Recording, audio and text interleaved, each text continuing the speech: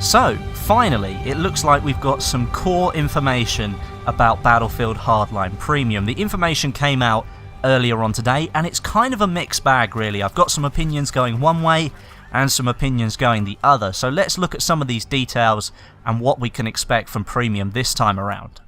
First up, masks. Now this is something that I showed off in my exclusive gameplay video about 2 weeks ago now. I showed off the Dino mask and the Wolf mask. Those were in the build that we played, but I couldn't figure out, or I wasn't told, how we unlock them. Looks like we know where they're going to be now. They're going to be included in Premium, and moving forwards it looks as if they'll be dropped with each DLC. It does say there will be unique gameplay benefits for these masks, which kinda lends itself to pay to win, but I don't think that developers really went down that route, and it's just not a very good description of what they're trying to say here. They should have gone into more detail about what they meant, because I think it's confused a lot of people. We should really wait for a little bit more clarification on that one, but right now it doesn't look too good. Next up is the gun bench, and this is something that I'm actually really excited about. If you think of the Medal of Honor Warfighter customization system where the gun was held in front of you, I mentioned this a few months back about Hardline actually, this is going to be implemented in some form into Battlefield Hardline. They're going to give us the ability to visually customize our weapons, and we can track the kills with each individual weapon as well. Once again, it doesn't really go into a huge amount of detail as to how we're going to do that, and has kind of left us wondering what we're going to be able to do. I would have appreciated a little bit more feedback here, and well, we can only really guess at what we're going to be able to customize. I don't think it's going to be massively in-depth, but it's got to be a little bit more than what's currently available in the base game. Next is competitive play.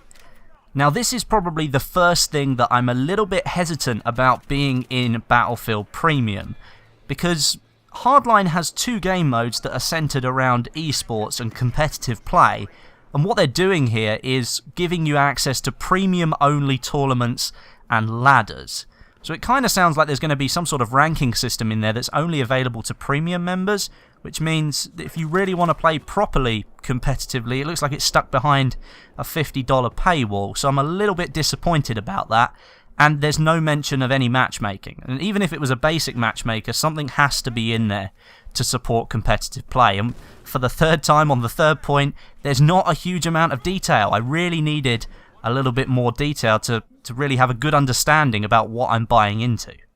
And number 4 is legendary status, and this provides replayability for the entire progression system and sounds exactly like the prestige system from Call of Duty, where you can reset your statistics but you take on prestige level 1 or legendary level 1 or something like that, where you just start again, where you go through all the weapons, ranking them up, getting all the unlocks, earning money to build your way all the way back up to the top again. And I agree, sounds like a really good system to offer that replayability for players who get to that top rank.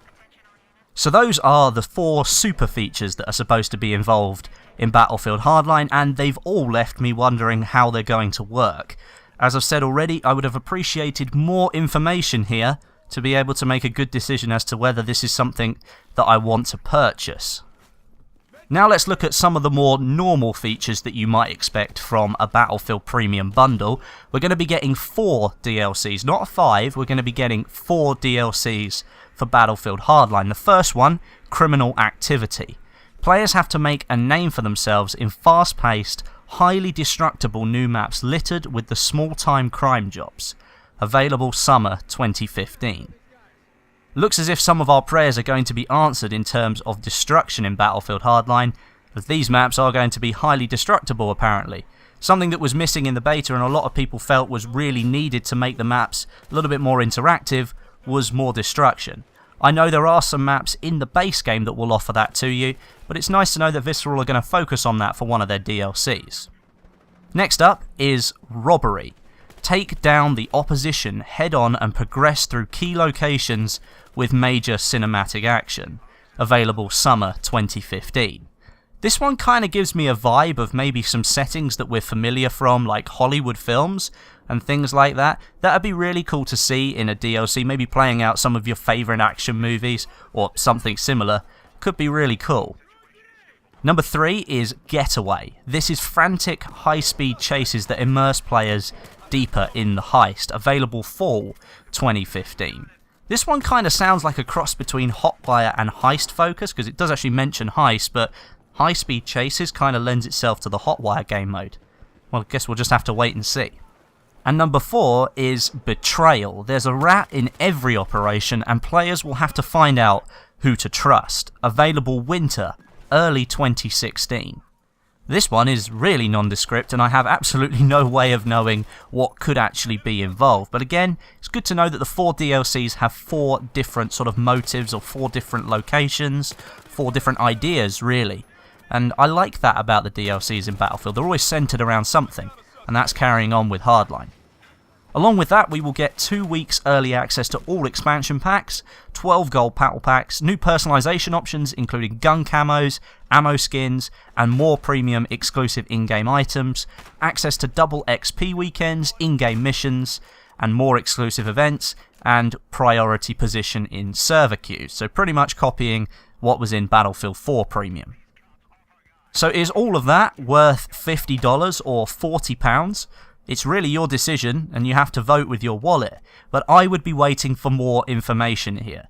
What really gets me is that competitive play, at least in its current form, isn't explained well enough to know whether the major features are going to be stuck within Premium, or whether there will be some functionality for standard members as well.